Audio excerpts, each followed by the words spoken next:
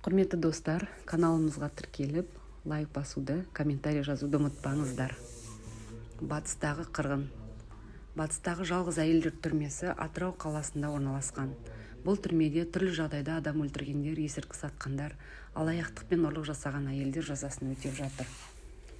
Еліміздің тілшісі осы түрмеде жасөспірім қызды өлтіргені үшін сотталған маңғыстаулық әйелмен сөйлесті. 32 жастағы Маңғыстау облысының тумасы Нағима 2012 жылы жасөспірім қызды есінен танғанша аяусыз ұрып, айдалаға тастап кетеді. Кейін қыздың бір аяғын жабайы аңдар жеп қойған. Осы қылмысы үшін 18 жылға сотталған Нағиманың бостандықта ұлы қалған. Өзі сотқар қыз болатын, мені балағаттап, өзі ұрынып жүреді. Шыдамның да шегі бар ғой. Бір күні ашуға булығып, ол қызды ұрып соқтым да кетіп қалдым. Кейін ол қыз орнынан тұра алмай, сол жерде көз жұмған екен. Бірақ мен ұрған кезде тірі болатын. Өліп қалған қызды сол жерде жүрген аңдар жеп, бір аяғы ғана қалған. Кейін мені тұтқындады.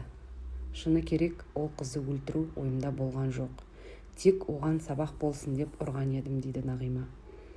Сот үкімімен Нағима қатаң режимге сотталады. Алдымен Шымкент қаласындағы әйелдер түрмесінде 5 ай жазасын өтегеннен кейін оның режимін жеңілдетеді. Одан кейін Нағиманың Алматы қаласы Шамалған ауылында орналасқан түрмеге 2 айдан кейін жазасын тұрғылықты мекенжайында өтеу үшін Атырау қаласына ауыстырылады. Түрмеге түскен кезден қиыншылықтар болғанын жасырмаймын. Алайда бұл жерде өмір жалғасып жатыр. Ешкім құқықтарымызды аяққа таптап, кинолардан көріп жүрген ұру соғуды деген мүлдем жоқ. Өйткені кез келген уақытта тиісті органға арыз жаза аламыз, дейді Нағима. Жасөспірім қыздың туыстары Нағиманы өмір бойына соттауды сұрап, тіпті ату жазасында сұраған. Олардың өтінішіне Нағима түсіністікпен қарайтынын жеткізді. Істеген ісім үшін өкінемін. Өйткені ешбір біреудің өмірін алуына құқығы жоқ. Менің де қызымды осылай өлтірсе, мен де ең ауыр жаза сұрайтын едім. Артымда ұлым өсіп келе жатыр. Оған анам жақсы тәрбие беріп жатыр, дейді сотталған әйел. Бұған қоса ол отбасын қатты сағынатынын жеткізді. Ұлымды мектепке жетектеп апара алмадым. Оны мектептен күтіп ала алмадым. Анам да қартайып келе жатыр. Бостандыққа шыққаннан кейін отбасымның қасында болып, оларға бар махаббатымды төккім келеді. Түрмеден босатылған соң жұмысқа орналасып, ақша жинап, анамды меккеге апарғым келеді. Бұл тағдырымды ешкімге тілемеймін. Отбасымды көрмегелі 1 жылдан асты.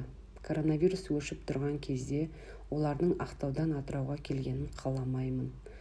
Вирус жұқтырып балса қайтемін. Скайппен сөйлескенде, үйге барып келгенде күй кешемін. Ұлым мен анамды құшақтайтын күнді асыға күтіп жүрмін, деп көзіне жас алды. Тар қапаста уақытын қысқарту үшін Нағима әртүрлі бұйымдарды тоқумен айналысады. Қолынан шыққан бұйымдарды бостандықтағы достарына жіберіп, ақшасына қажетті заттарын алғызады.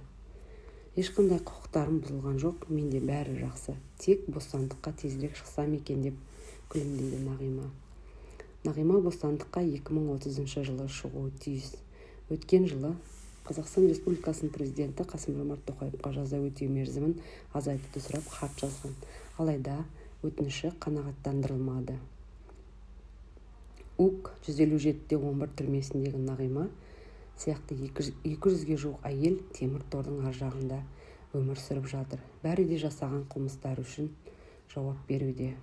Алайда ол түрменің ішінде де өзіне лайықты қызықты өмірлері бар. Біреуі қызға қабылдайды, біреуі өкіне қабылдайды. Тағдырдың тәлкегіне амал бар ма?